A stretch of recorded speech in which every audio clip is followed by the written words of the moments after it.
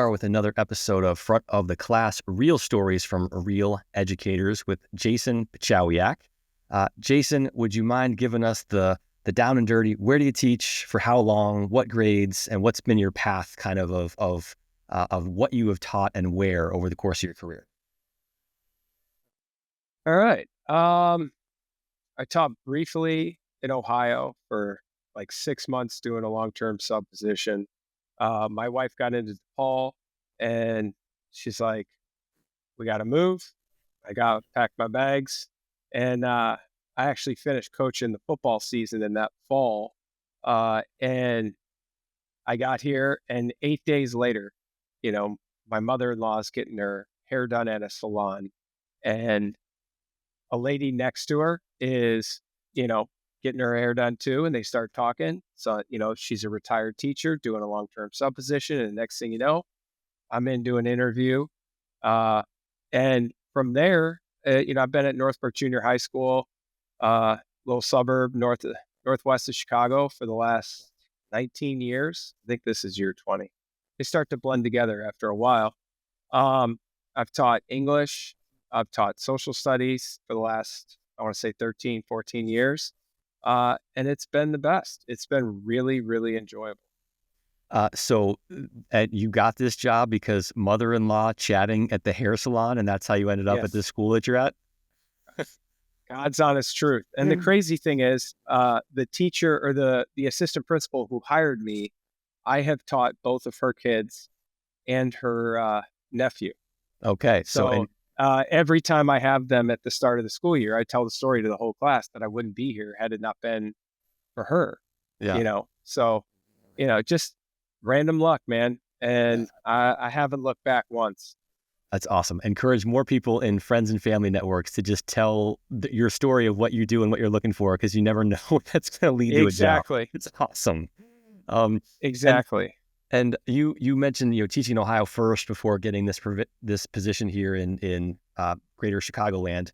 But just what drew you into teaching in the first place? Like, how did you get into this profession? Well, there were several impactful people in my life that kind of guided me down this path. First and foremost, my parents. As you go through, your formidable years of, middle school and high school, you start to get a gauge of what you're good at. And one of the things I was really good at was helping kids. And one day, my parents are trying to help my little brother with math homework, and just like we all know, when you have kids and they're doing their math homework, you haven't done it in 25, 30 years. And, it's confusing. I still find some of the word problems my daughter does pretty hard. And so my dad's like, hey, Jake, can you help your brother out? So then I'm sitting down helping my brother out. And I did it with such ease that my dad was like, both my parents were like, you should be a teacher.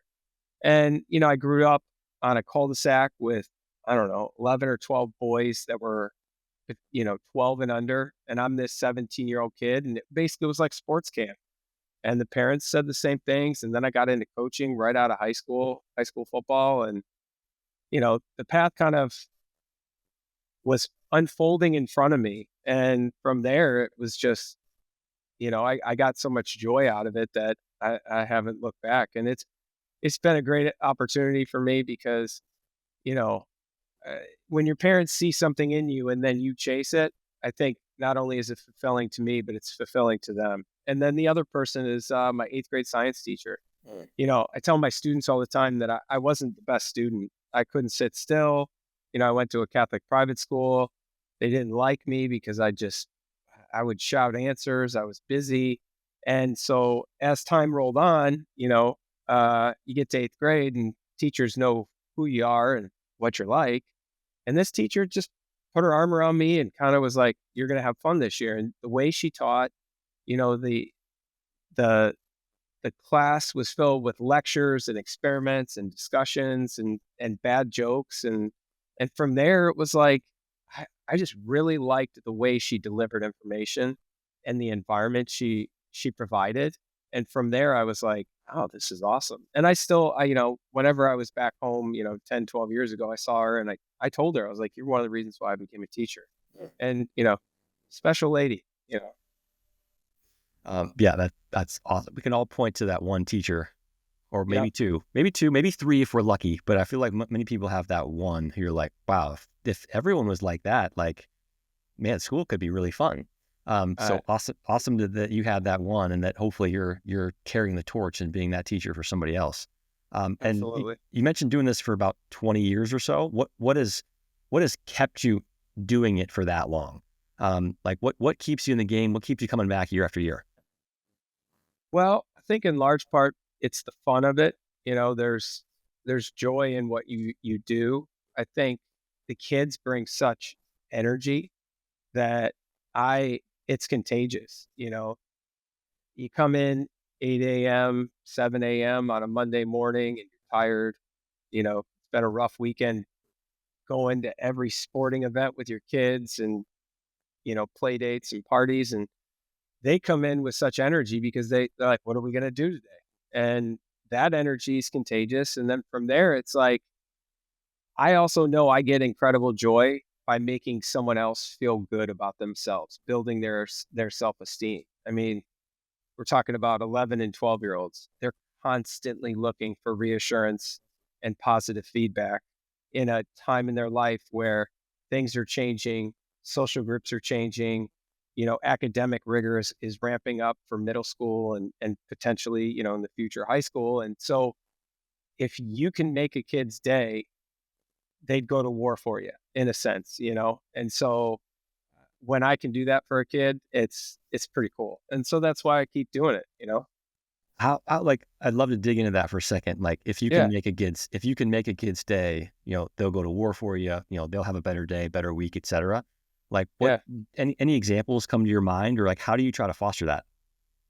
So one of the things I started doing because I was a coach from the beginning of this, I've coached I mean, you name a sport, I probably coached it. I noticed early on how coaching's an extension of the classroom, but also that team before me attitude that was always instilled. And from there, it was like they're also getting home at 7, 8, 9 o'clock at night, and you got homework on top of it. So one of the things I tell the parents at open house is like, I get how talented your child is. I get how busy you are. And it really kind of cemented itself when I had kids of my own who started sports. And I was like, if you have a bad day or, dinner's not ready, you're home from practice, your child's exhausted, they need to bathe, they need to rest, whatever, they're not feeling well, just shoot me an email and they can have an extension on whatever I'm assessing them on. Because to me, they need to know I want their best performance, not just a performance to get it done. I Yeah, think that's another message I share with my students is like, I just I want you to come here and feel like I care and that I'm going to give you my best every day. So I hope you give me your best. And if you're off, because everyone has off days, like today is an off day for me. I'm not, I got a bit of a cold. So being in a lecture, telling, historical events, telling stories, sometimes I'm not at my game. So, I apologize to the kids, but they don't care. They just want to hear what I have to say. And so the other side of it is, and the last thing I'd probably say is, you know, showing that you're human to your students, telling them about your personal life. I share stories about my kids almost daily, or stories of moments of when I was a kid and how my parents parented me. I think when you share those moments, you're not just a teacher, you're a human. And I yeah, think those connections, you know, transcend across all areas of life. And so the trust, the respect goes with it because you're willing to share. yeah. That's awesome. And after doing this for 20 years, is there anything that you're looking forward to, particularly over the next 3, 6, 12 months? You pick your time frame that is particularly energizing to you. Anything new? How do you stay fresh? Like what's energizing to look forward to in the future when you've been doing this for so long? I think being able to have the energy to go to other conferences, there's this thing called IdeaCon, used to be ICE, other teachers from all different types of instructional levels, certifications, you name it. I tend to go for the technology side, but all of that just being around other educators that you don't work with on a day-to-day basis give you the opportunity to kind of like pick their brains, or, you share and they're like, whoa, you do that? Tell me a little bit more about it. And being able to collaborate with other educators is super important. So that's fun. Um, you know, Things that energize me over the course of the next 3 to 12 months. We're in the heart of the curriculum that I love. I love talking about ancient Greece. I love talking about ancient Rome. We finished the year with the U.S. Constitution and with, the election and a new president. It's really fun to talk to the kids about how that process goes, and how, the House changes, the Senate, all that stuff. That's fun stuff to talk about with kids, because I'll be honest with you, I don't remember learning that as a child, and so having more adult conversations. I think the other side of it is, warm weather. I Mm. am at my best when it's warm. If it's cold, it is tough. Greater Chicagoland in February. That You might can see be. why it's a blizzard right now. I was gonna say that might be like late February, early March is the time where you're like, I've had enough. I need to see the Yes. sunshine again. Yes. And we could have a snow day in April, Yeah. guaranteed. It just surprises you. Yep. I mean, I got the Cleveland hat on. I remember playing Yeah. baseball in mid-April in snow flurries, so I know exactly what you Yeah. feel. Yes, sir. Yeah. Yeah. Awesome. On that note, I'm going to show this off just because I had no idea you were going to talk about the Greeks and the Romans, but Yeah. Plutarch's Lives has been on my must-read Oh, list for like 5 years, and I yeah. randomly picked it up 30 minutes before this call because I'm like, it's enough is enough. I need to go read this book. So Yeah. you're giving me even more inspiration to go dig into it. Um, Perfect, man. on the Yeah. The note of foundation of our society is all based off of Greek and Roman. Like, yeah, being a U.S. history person, I spent so much time studying that because I was fascinated how our country evolved, and shaped itself. But the the connections and overlying, themes of those civilizations and ours is it's super cool. yeah, I'm a big biography junkie, and so yeah, reading about Hamilton and Washington and all Yeah. those guys their references are Cato and Plutarch and Hmm. Cicero and Seneca and Marcus Aurelius and Yep. all these Roman and Greek kind of philosophers and emperors and rulers and things like that. So, yes, it's a fascinating world to do a separate deep dive into. That's maybe a whole separate one. But more on the Fun interest. fact, I'll give you this. I Yeah, don't mean to interrupt you, fun but facts. I love them. look up Cincinnati. Oh yeah, yeah.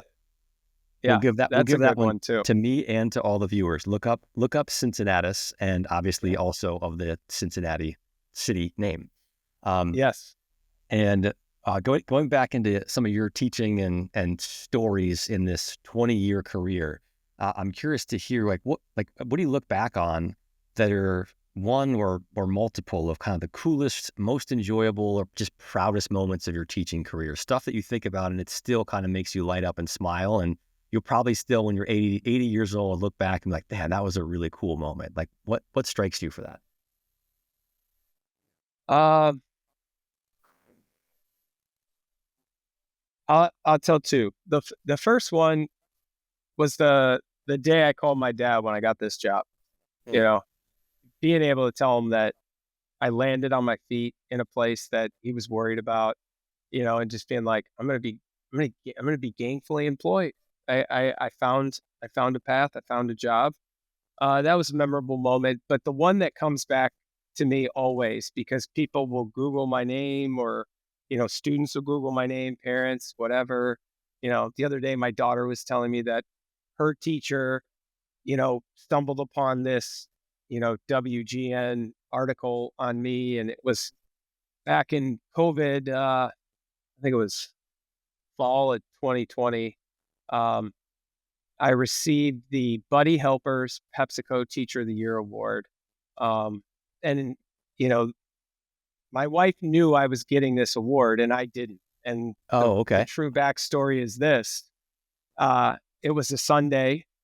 Her sister was in town visiting. We were supposed to meet. My wife tells me we're supposed to meet her sister and her new boyfriend and go for a walk with the kids. So I put on sweatpants, gym shoes, and a t-shirt, and I planned to go for a walk. she's like, "You're going to wear that?" And I'm like, "What are you talking about?" We're going for a walk. And Why she not? goes, put on something nice. You're meeting this guy for the first time. So I put on jeans, gym shoes, and a hoodie. And that was about as far as you were going to get me on a Sunday, you know, start of the school year. It was like November-ish. And I was like, this is about the best you're going to get. She's like, okay. And she's all dolled up. She's makeup, hair, nice sweater, jeans, heels. And I'm like, what are you wearing heels for? We're going for a walk. I walk outside and there is like 6 different news cameras and a crowd of people ready to hand me this award. And I'm like, what's going on?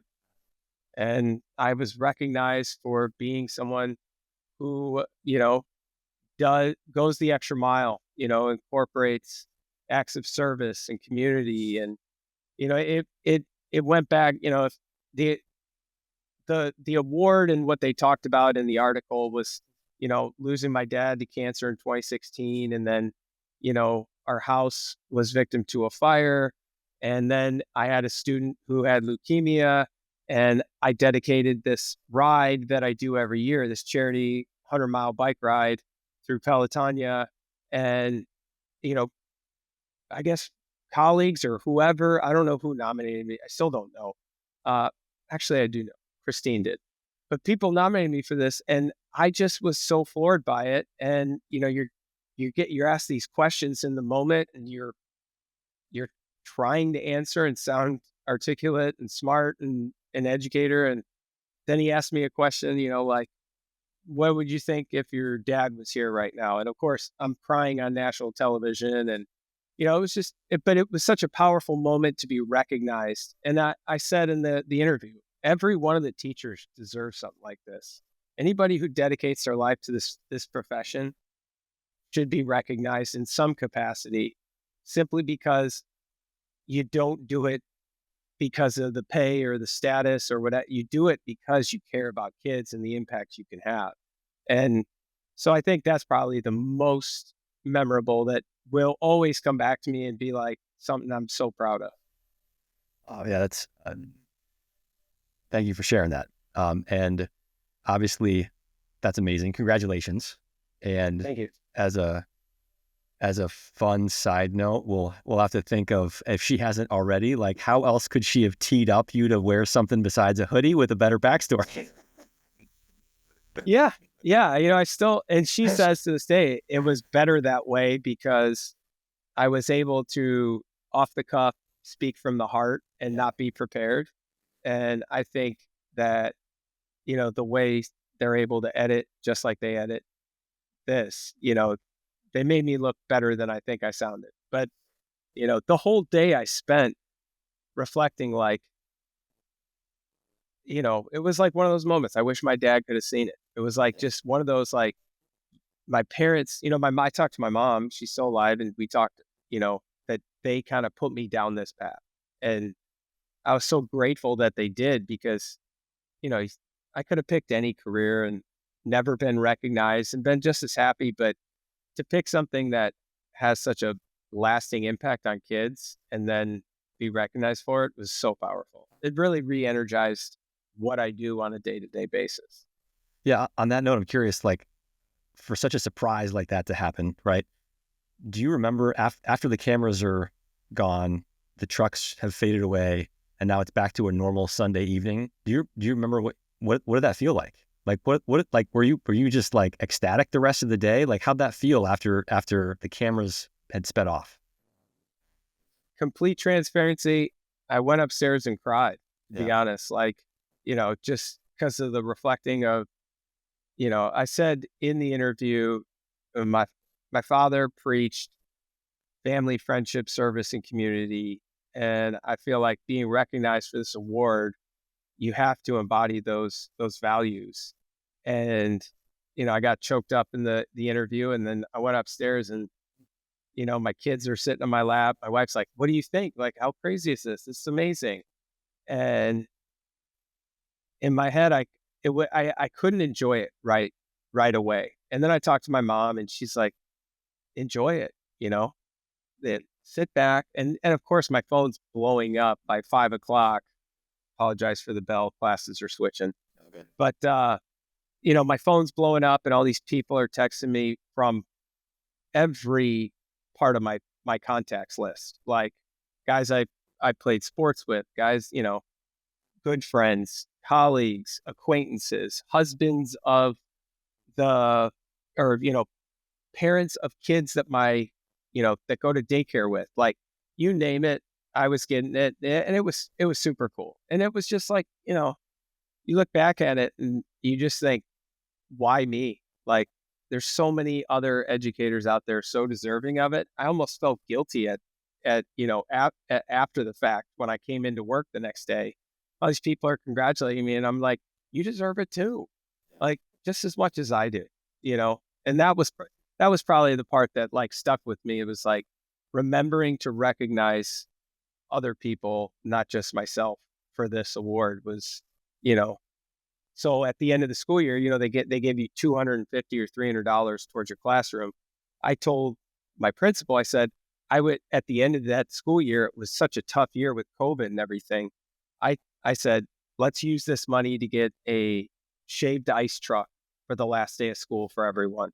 And so we had this huge last day of school event, and we had shaved ice to celebrate making through the year of COVID and masks and social distancing. And it was cool. It was awesome. That is awesome. And you mentioned just recognition and gratitude.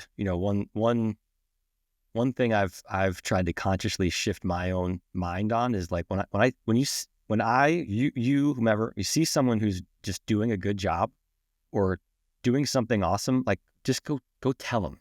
Go tell them. Go Yeah. tell. Otherwise, you're robbing them because they don't realize that you saw it and you recognized it and you appreciate it. And that's a Yeah. shame. Like, go tell them. When someone's doing a great job, tell them. Tell them right now. Um, Yeah.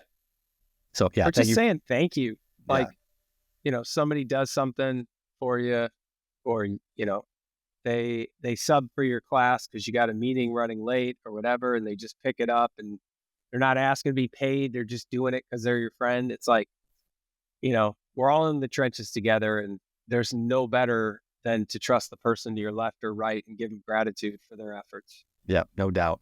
And, obviously, incredibly powerful moment. And again, congratulations. And on the You. other end of the spectrum, right, over 20 years, I'd imagine there's some tough times and some, oh my gosh, what did I get myself into? Any particularly tough times or tough moments in your career, and how'd you get out? How'd you bounce back? Um, when there's quite a few if you think about the course of 20 years and the type of roles I've had here at Northbrook Junior High. But we have this outdoor ed program where I used to be in charge of it for, I don't know, 15, 16 years. And we take the whole class up north to Wisconsin, and they do all kinds of outdoor activities. And you're responsible for 250 people, and there are bumps, there are bruises, there are broken ankles, there's broken arms, there's EpiPens. I mean, you name it, I've dealt with it all. But there have been several. One time there was a student who he had, at the time we didn't know he was having a seizure, and Oh, it's the geez. middle of the night, and kids are calling me, and I run out of my room, go there. He's unconscious. I can't, unresponsive. I grab him and I sprint to the nurse's station, kick down the door, put him on the bed. And of course, he comes to. And, the powerful moment was when, he comes to and he's like, Mr. P, will you stay with me? So I'm holding his hand and I'm next to him. Later we found out he had a history of seizures. But in that moment, I mean, I was like, and I've given the Heimlich out at recess. A kid had like a little piece of candy in his mouth and he's running around playing football. The next thing you know, I see him like give the Heimlich. Um, there's a student who's had a bathroom accident and, trying to conceal those moments. Yeah. Um, and then obviously teaching through COVID was like, every teacher will tell you that was a nightmare. Like, you get kids on screens and kids in the room and trying to navigate these two environments simultaneously. And, you know, to me, those are like some of the craziest moments. And I still can't believe that they've happened, that I was a part of them. But yeah, Yeah, that's a lot of wild, crazy moments. that's like off the cuff. You've seen in 20 I mean, I'm years. telling you right now, there's probably 6 or 7 more if I sat down and actually Yeah, like thought about it. yeah, yeah, I mean, as a teacher, eh, there's a reason why they say you're a, what was the term for nurses and doctors and you were during COVID, they gave them a title like, oh, like essential workers or yeah, yeah, yeah. yeah, Like teachers are essential workers. I mean, yeah, we're first responders in some yeah, cases. You get a kid who takes a bad spill. In basketball, I had a kid break his arm, and it's sticking out like that, and everyone's like, yeah. and What do I I'm do? like, I Yeah, I mean, it's like I don't know what's in me that causes me to do it, but immediately in moments of chaos, my son was choking once when he was 3, and I had to give him the Heimlich. He was blue. I, to me, in those moments, I don't panic, but if I'm late to school, I'm a mess. Like my kids are running late, my wife's running late. I'm like, I got to get out of here. I freak out. But in moments like that, I don't know what it is, but I've had quite a few over the years that I'm just like, it's wild. and one more, maybe proud moment, maybe wild, maybe it comes through all of these, but as just again looking at your background, there's a story about a basketball team with 50 straight wins. Can you tell us more Yeah, about that? those boys will forever be special. There's several groups that are special. Eh, but the common theme with all these special groups of players, specifically this 50-0 team, was that there was not a single player on the team that cared about their individual performance. What made them great was that every time they were on the floor, they celebrated everyone's success. So if you really think about what makes a great team, you know, you can have one player and be great, but the same kid who comes off the bench mid second quarter and buries a shot, and everyone's swinging their towel and cheering. And I have tried to convey that to every team, my own children's team that I coach, to teams that are still here. I refer back to those guys because it is so easy to get caught up in what I did to lead to a win rather than let's celebrate everyone, a team win, a collective effort and contribution. That was what made him great. I had stopped coaching technically. I had a newborn at home, but I told the coaches after that 6th grade year, we went undefeated. I had coached 8th grade for 12 years probably. And I stepped down to 6th, lesser season, and this group of boys is in my lap. And I just was like, they're acting like high school kids, like high school seniors. And, as the year the following year came up, I told the coach, I said, I'll come to practice. I'm just going to hang out, do some drills. I just wanted to be around them. Yeah, It was so fun to just watch a group of boys care, genuinely care about learning about the game. There was never talking back. There was nobody who was ineligible. Like, you think of hiccups that teams experience. There were no major injuries. If they had travel basketball, they chose the school team over travel because they had so much fun doing it. Like, I could think of 1,000 reasons that made them great, and every single one of them they did. yeah. And that was what was so special about them. And to be honest, I don't think. And what's crazy is there were closer games in 6th grade and 7th grade. By the time they were 8th grade, they had mastered that skill of being a team, and nobody even came close to them in 8th grade. Like they just rolled the whole season. But and then they just finished their senior year last year. They had lost. This is what makes them great. They were in the state, I think, Final Four or quarterfinals, and I took my kids to the game. They lose on a like Hail Mary 3-pointer buzzer beater to miss out on going to the state Final Four. And all of them are like in a huddle, arms around each other, tears in their eyes, hugging each other. Not one of them is worried about themselves. The selflessness was, I told my daughter, I said, that's how you lose. Like, that's how you lose. I get chills talking about it. Yeah. Um, well, thank you for, wide-ranging, phenomenal stories in your career. Those are some of the standouts, and I'd love to focus in again on 20 years of educating. What are some things, or what's one big thing that you just consistently do in your teaching career that just seems to work for you day in, day out, week in, week out?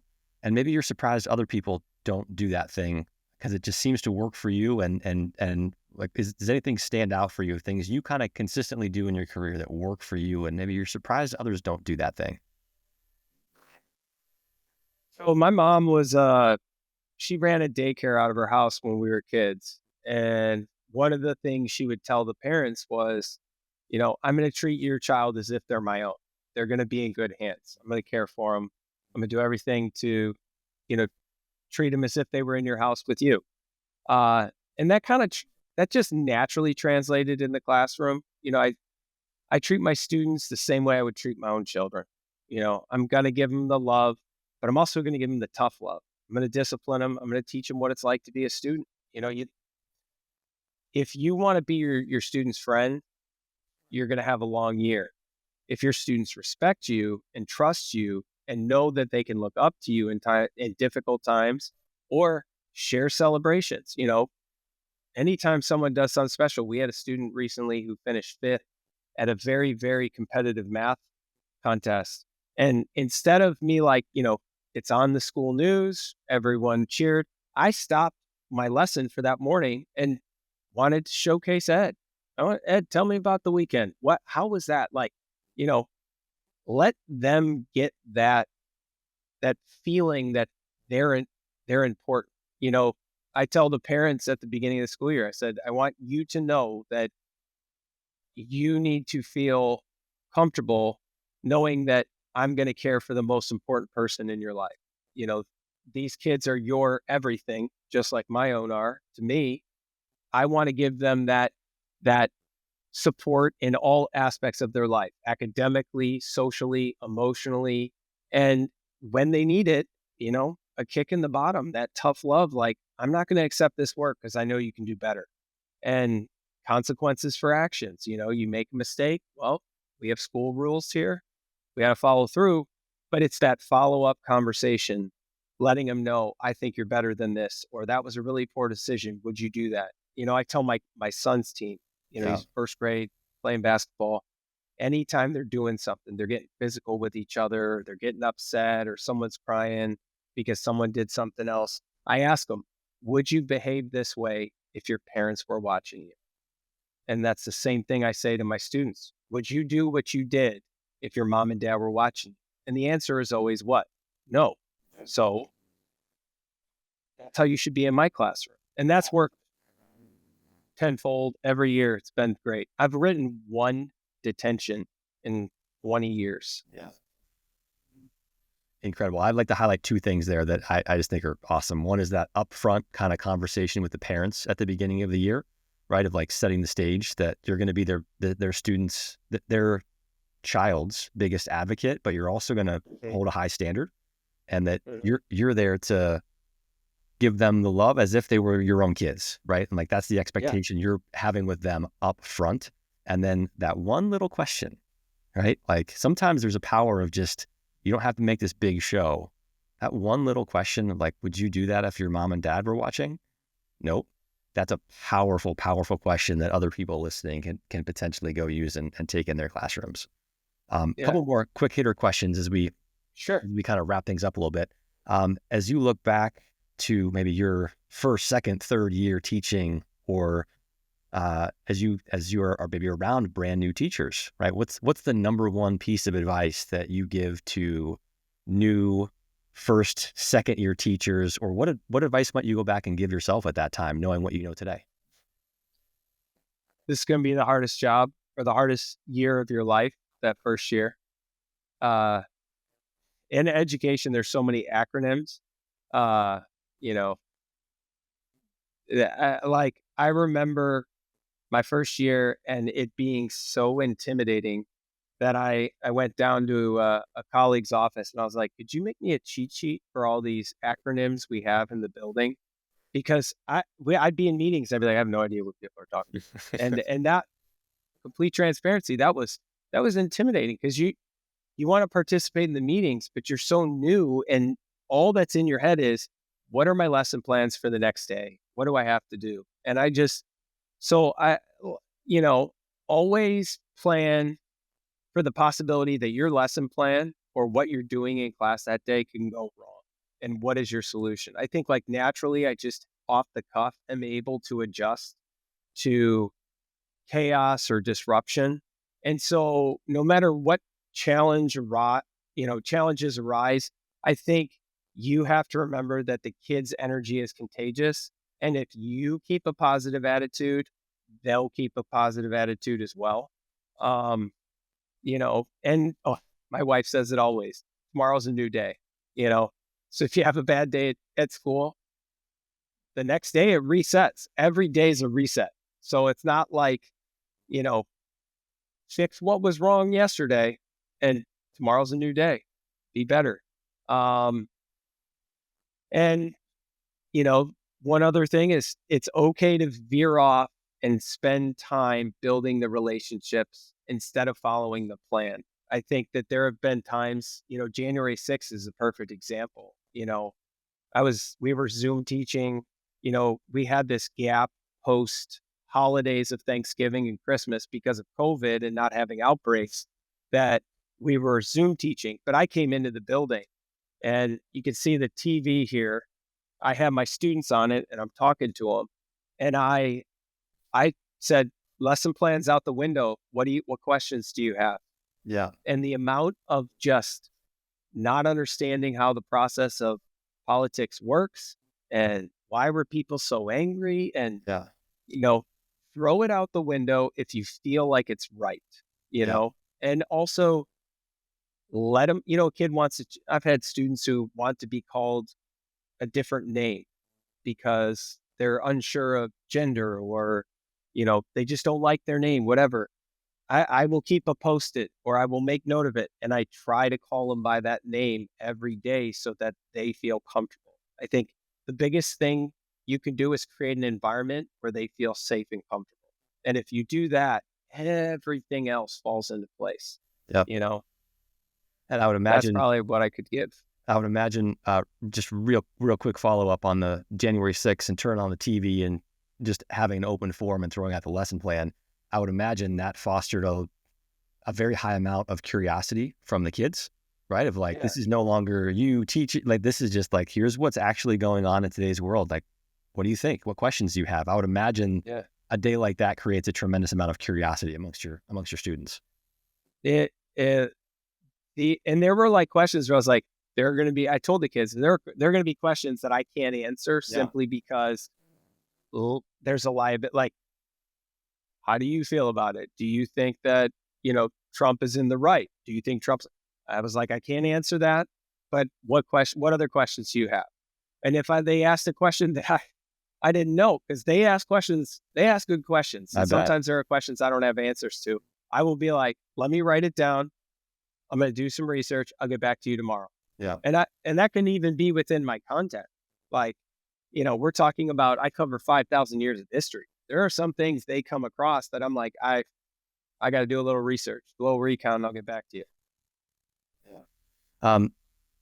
What is the single number one best thing about this profession? What do you love about it? Watching my students become adults, contributing members of society. I'm at the point in my career where the kids I first taught are now adults. They're in the thick of the day to day of going to work, paying bills. Some of them are getting married. Some of them already have kids, and I say at the end of sixth grade, when the last day of school, I always have them in my room right before the bell rings. And I say to them, this isn't goodbye. This is see you later. And when you are a junior in high school, you come back and visit me. I will give you my phone number And if you ever need anything, you can call me. And I have had this year alone, I've probably had dinner, a text exchange, a phone call, a sit down in my classroom, a cup of coffee with, I don't know, a dozen former students just wanting to hear about my life and what's going on, and giving your students the time of day well after they had you as their teacher, um, reinforces all the sleepless nights and extra work and concern you gave them. They know it because they're back and they want to talk to you. And Yeah. I think that is the greatest thing about the job, is when you see you were a small piece of the puzzle, but you were a piece of the puzzle to shape that individual into the adult they are today, and getting in to see it and hear about it. Students are like, I'm going to law school. And you're like, and like, my response is, what? Like, you couldn't sit still in my class. You hated when we did the Constitution. You want to be a lawyer? And to hear their journey of how they found this path is also fulfilling for me, because it's like, I assure you that if teachers that I had in elementary school or middle school heard that I was a teacher, they'd probably, keel over, Yeah. because I was that kid. I was and so that's, I think, the other message I would give a first year teacher is like, the kid you have now is not going to be the adult you meet 20 years, 30 years from now. The only thing you can do is help them learn what is appropriate behavior, how to be respectful, how to be kind, how to be a contributing member of society, how to be a part of your community, how to respect and be of service to others. I think if you can convey that message enough, it sticks. Yeah, that's awesome. And on the other end of that spectrum, what is the single worst or hardest thing about this profession? Or if you had a magic wand and could change one thing, what would you change? Well, I'm going to ask for the second part of that question, but the first part of the question, the worst thing about the profession is the financial burden that it puts on teachers. I love this job. I love the profession, and I know I'm good at it. Uh, but teachers don't make that much money. Simple. I'm actually in a really great school district, and I'm taken care of. But I tell my students all the time, be rich in life. Money won't give you happiness. I'm rich in life. You guys fill my cup. I have a healthy wife and kids, and they love me, and I got friends. That's what fills me up. But I think the worst part of the job is like, you know, I understand education doesn't generate revenue or dividends or, you know, sales that will allow bonuses or extra money. And so I always like to tell myself that this is an investment into our children's future, which is far more valuable than anything else. It's hard to ignore how draining the job can be, and how compensation isn't proportional to the amount of time and energy and passion you put into it.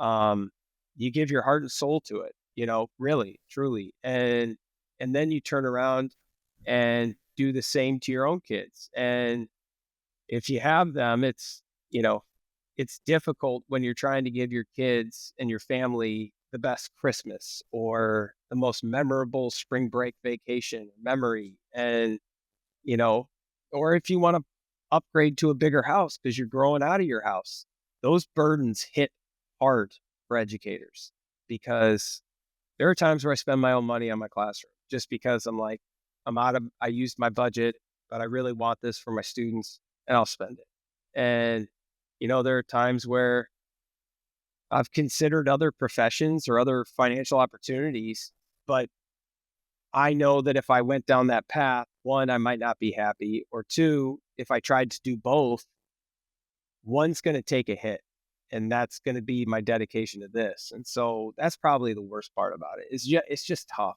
Yeah. because I'm friends with a lot of people who do not work in this field, and they're better off than me. And so I think you really have to commit to the passion and understand that, money doesn't buy you happiness. And if you go to work every day and you love your job, that says something. You'll live a long and happy life. Yeah, and you mentioned two separate answers. So if you could wave a magic wand at one thing, what would you wave it at? Is that a separate answer? Yeah, I mean, one thing I could change about it would be the rigor that people who don't always people who aren't in the classroom decide what you teach, how much of it you teach, what is the standard that which a child should attain. Um, and I'm not knocking politicians or administrators. I just feel like sometimes the voice of a classroom teacher or a specific curriculum teacher, such as myself teaching social studies, isn't always a point person for them to go to ask those questions. And the fact that I have to teach 5,000 years of history and four of them or three of them are some of the most famous, Egypt, Greece, and Rome. I could spend the whole year on Rome. I could spend the whole year on Greece. I could spend the whole year on Egypt. But what is that? That's not a diverse learning experience. So, you know, and that's the hard part because recently I didn't have to teach the US Constitution. That was handed to us because there were other federal and state initiatives that were handed down to other curriculums and they couldn't fit the Constitution. And so they threw it to us. And I don't mind teaching it, but it's tough when you compact learning experiences further down and it's onto the next unit, onto the next unit, onto the next. It's like, you want us to dig deeper. That's where growth is made. There's where those moments of surprise and learning take place. And if you can't, it's hard because if you're not getting through the whole curriculum, then it looks bad on your observation or your evaluation. Yeah. And sorry, two more quick ones as we wrap Sure. up. Can you share a little bit Sure. about did you get your master's? And if so, what did getting your master's kind of unlock or unleash for you in terms of ability to grow, earn more, et cetera? So can you speak a little bit about kind of, all right, once you're in the profession, right? Again, how do you Yeah. kind of advance and how critical is the master's to earning more, advancing, et cetera? Yeah. I mean, there's no question that every I believe every school district should provide additional compensation to a teacher who goes back to school to be better at what they do. Um, it's the same as a professional athlete who takes the off season and invests in their body by training and health and diet and all that stuff, and they play better. Well, the the graduate programs are what help us. I have two master's degrees, and I never thought that I would actually go back and enjoy it. I thought it was just something I had to do, but in all reality, I felt like it was it was great. I learned what I enjoyed most about it was that, you know, I reflected on meaningful practices and I didn't go right away. That would be a piece of advice I would give a new teacher. It's like, get good at what you're doing, then go back to school. I didn't go back to school until 8 years after doing this. And I Oh, felt yeah. like it was extremely valuable simply because a lot of the coursework in these graduate programs ask you about experiences and what you would do differently, or how would you incorporate this new technology or this new practice into what you're already doing. And I feel like if you don't have the experience, it makes the classes that much harder. Yeah. And then I would say the collaboration with colleagues who you, you don't know, and they work in a different school district or a different state, and you set up times to meet and you hear about their stories and the things they're doing and what are the procedures or curriculums at their school districts.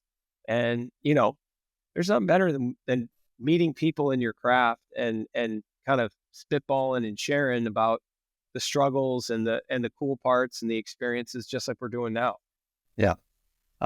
Awesome. And one more, anything that you'd want to share with the audience out there of perspective or younger teachers, anything new, interesting, worthwhile that you want to highlight, or anything that you already shared that you just feel like it's so important that you want to double underline and just kind of restate. Yeah. I think the thing that I would reiterate, and the most important thing for an educator, is to connect with your students. Develop a positive relationship, because just like my 8th grade science teacher did for me, Mrs. Justin, she connected with me and she found a way. I went from a C student to an A student because of her. And I have had experiences with students, just at a meeting the other day about a student where the mom was like, I don't know what you're doing, but keep doing it, because he's a night and day, a totally different student. And I think in large part, it's that relationship we've built, finding the one thing that interests them and build a positive relationship can change everything. I have a student who barely talks, but he'll be at my door before school and want to tell me about a history documentary he watched. And we'll sit here for 20 minutes before students come in talking. And to me, yeah, I'm not getting ready as much for the day, but that time with him, I mean, what he'll run through a brick wall for me if I ask him to, simply because I take the time. If you take the time to build those relationships and make those connections, not only will it make your job easier, because teaching is tough, but the relationships that you have will impact, and it'll make it worth it at the end, because you'll be going to have dinner with one of your former students 20 years from now and hear about how they're in the thick of having a newborn and the struggles, and that has value far more than a 97% on a test. Yeah. Don't care. And I tell my own kids, I don't care what you did on the test. Did you do your best? And did you learn something? Yeah. Well, Jason, that was awesome. So much phenomenal wisdom in here for new or even existing teachers. So thank you for sharing your story, real stories from real educators. Jason, thank you so much for sharing. Thanks for having me.